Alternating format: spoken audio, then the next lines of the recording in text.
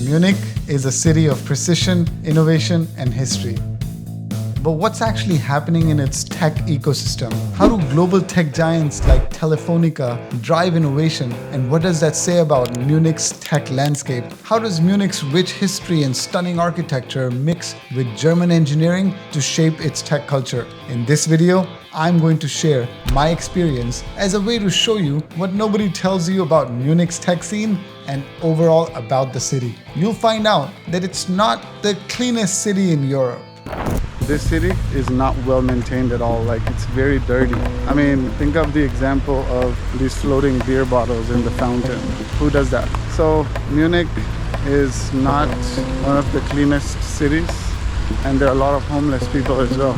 I'll also share a story of a small manufacturing company's failed attempt to digitize, the lessons learned from the struggle, and how my search to the perfect workspace in a city packed with co-working options put me in the most unexpected place. Lastly, I'll highlight key takeaways for entrepreneurs and digital nomads from Munich's distinctive approach to innovation. Oh, and another thing, how expensive is this city?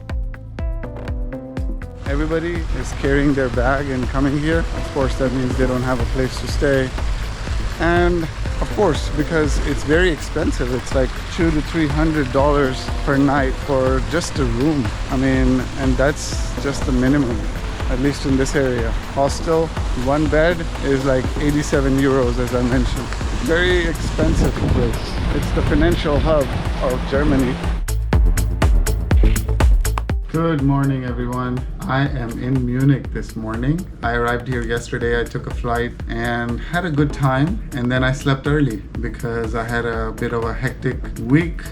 Now I'm here in Munich and I have no idea where to go, what to do. So we're gonna do what is recommended, which is go ahead and find the top destinations on TripAdvisor. So I go to TripAdvisor and let's see what are some good things to do here. Munich Central Station. Well, I already know that's one stop away, and that Central Station is how I arrived. I took a train from the airport and that's how I arrived. Looks like Munich's a lot of museums, some ancient history, palaces, monuments, architectural buildings. Looks like there's a lot to do, but not too much interesting stuff. I feel like if you're with people or just going out and doing things, it may be better. For a solo traveler, looks like I'm just gonna go ahead and go for my first walk, just explore the city. Okay, let's go for our first walk.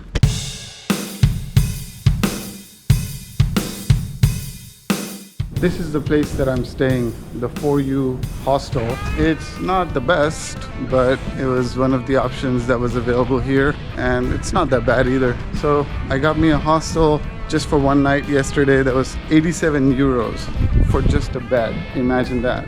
And then even for tonight, it's another 87 euros. After that, on the weekend, the price is cheaper, like 48 euros. Now, this is in the city center, so it's really good.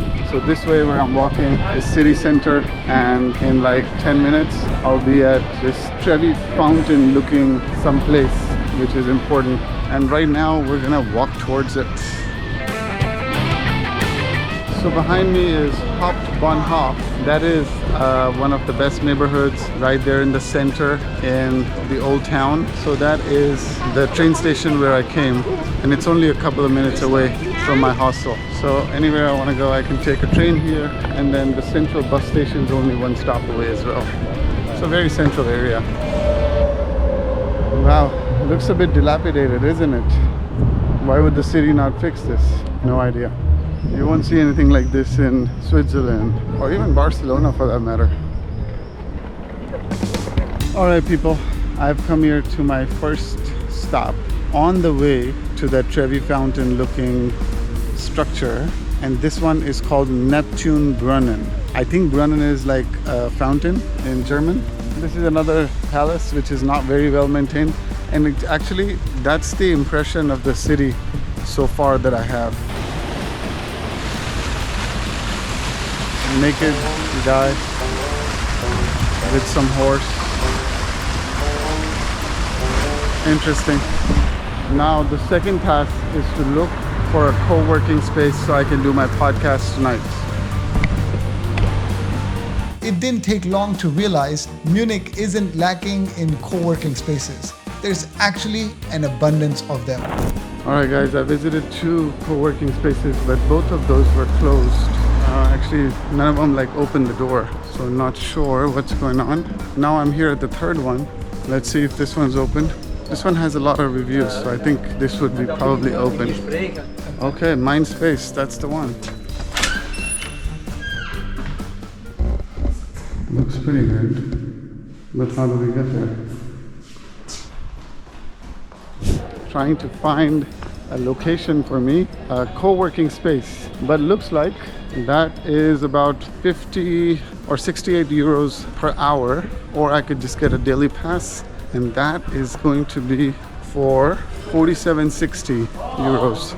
I think it's a bit much, but now you know. If you have something like this going on, it'll be a great option for you to book this. Now we've come to our next location. It's called Luitpold. That's the building on the 1st floor.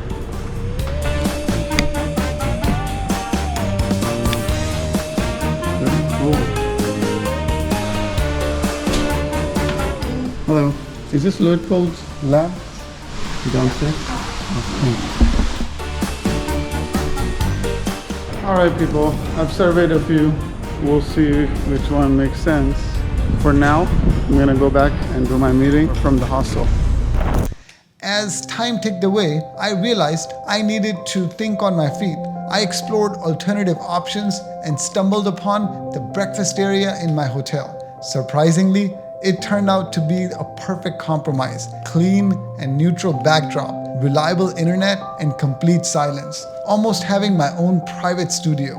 It's ironic how much improvisation you need in a city known for being so well organized. This experience gave me a newfound appreciation for digital nomads and entrepreneurs who navigate these challenges daily. In the end, the podcast recording went off without a hitch, and this breakfast area hack turned into one of my favorite stories from Munich. Good morning guys. Today is a very exciting day. This is our breakfast area and the day is exciting. That's because today we're headed to a solar energy storage conference. So, as I was saying, I have made a new friend, Shoaib Bhatti. Shoaib is from an area near Lahore and he runs a solar business. We're gonna go to this conference. Okay, so the time has come to check out.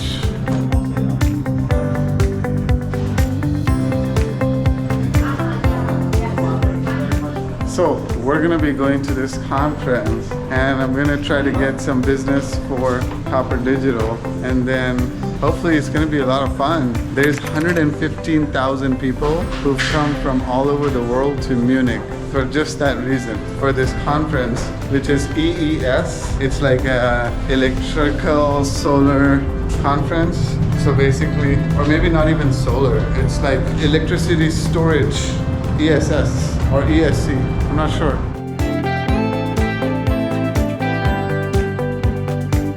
So initially when I came to Munich, you may recall, I was like, oh, what do? We got a plan. Let's go ahead and look at the top things to do. And then next thing I found out that there's all these monuments that I've seen all over Europe. There's squares, there's architecture, there's museum. And I'm like, okay, but what about some fun? So what's fun for me? Going to a conference and meeting new people and pitching my business and forging partnerships in digital transformation, especially in the renewable energy field. That's what I like to do. So I'm glad that Shoaib, my new friend from France, we're gonna go together, and it's a win-win because he gets somebody who could translate for him, and of course I can translate for him as well, and he can translate for me. So now we know 2 languages, or maybe 3, French, English, and then of course Hindi, Urdu, Punjabi. All right people, we're late. We gotta go quickly and rock and roll. Let's go. Going to the conference in Munich was really eye-opening, showing how dedicated the city is to sustainable tech. It brought together a bunch of innovators, researchers, and industry pros who are all about energy sustainability. There were practical solutions on display, like prototypes and real-life examples that highlighted how solar energy storage systems can work in the real world. So I'm enjoying myself here at the solar conference. There's so much going on, so many stalls, so many people. It's just a mind-boggling experience. He's saying that he's done a lot of research on so many different companies. Okay. So you can come and see Yeah. you over through. Yes, you must come. We will compare your picture and your photo when you arrive.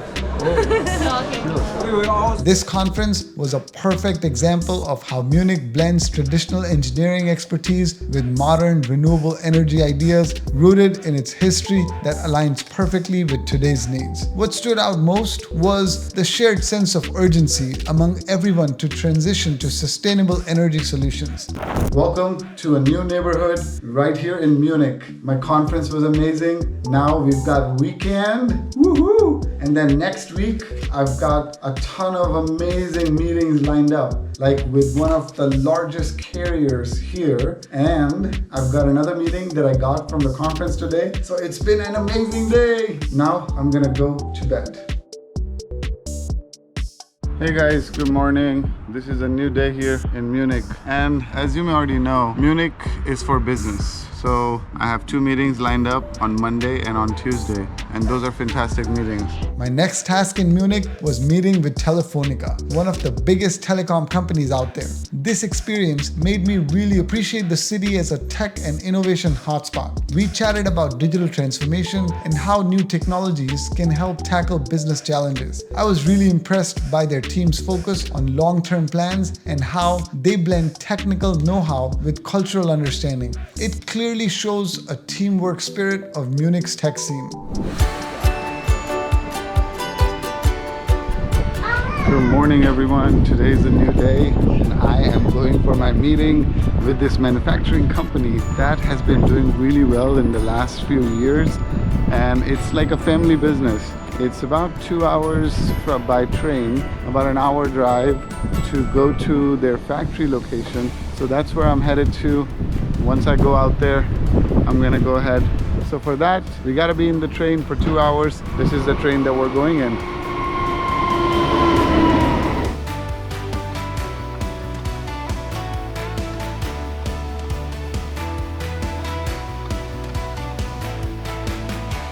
Good morning. I have arrived at Pfaffenhofen, which is the place where I'm going to be picked up by my prospects, the company, the manufacturing company that I'm going for digital transformation to.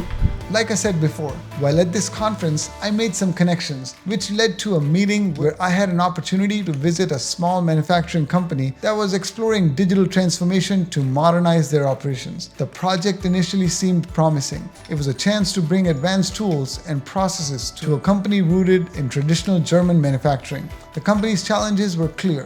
They relied heavily on manual paper-based tasks and outdated systems that hindered efficiency.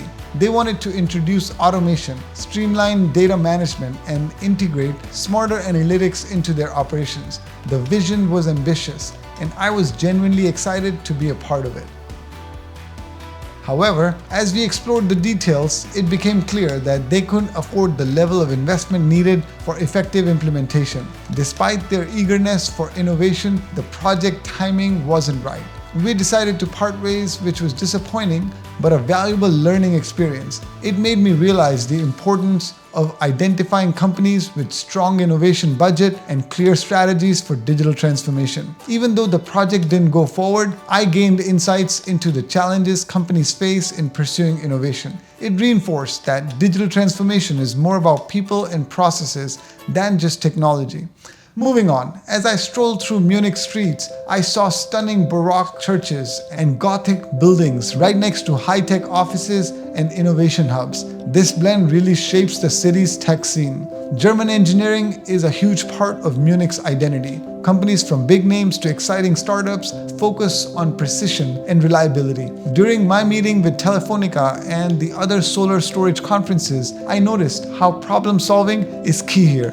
Whether it's about telecom networks or sustainable energy, it all reflects that classic German approach. The city's rich architectural heritage also sparks creativity. Many historic buildings, carefully restored after World War II, reflect a dedication to preserving the past while embracing the future.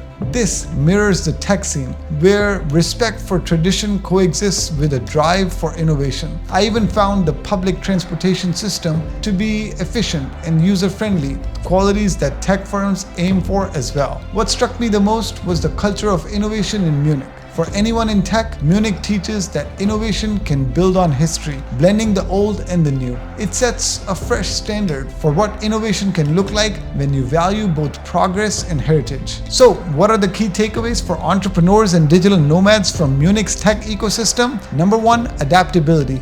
Be flexible in finding workspaces, and you may need to improvise. The city is not the cheapest place, and it also is not the cleanest. Number 2, collaboration. Partnerships enhance innovation more than competition. Quality over speed. Focus on creating reliable solutions for long-term success. Sustainability. Integrate sustainable practices to align with client values. Local resources. Utilize Munich's excellent infrastructure and co-working spaces. Tradition and innovation. Balance respect for history with cutting-edge solutions. Entrepreneurs and digital nomads can learn from this approach. Honoring your core values doesn't mean you can't innovate. It means you can innovate with purpose, whatever that means. In Munich, I saw a blueprint for how to succeed in tech-driven world while staying grounded.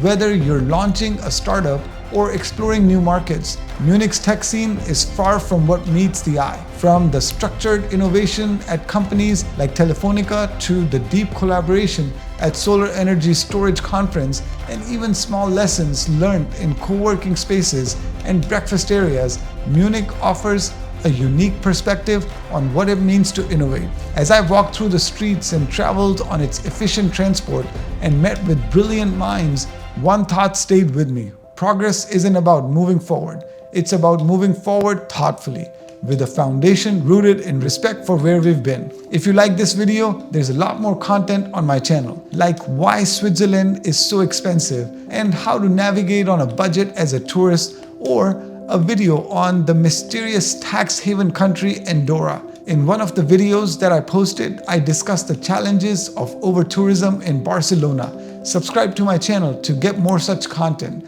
Until next time, goodbye.